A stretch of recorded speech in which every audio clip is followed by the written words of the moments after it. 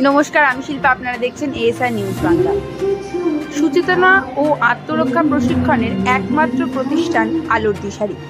আর এই আলোর দিশারির প্রতিষ্ঠাতা শিয়ান সমীর সর্দার।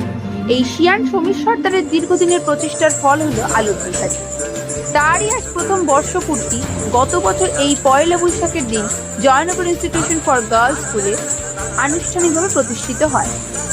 এই বছর প্রথম বর্ষপূর্তি অনুষ্ঠানে মাতলেন আলোর দিশারির পরিবার।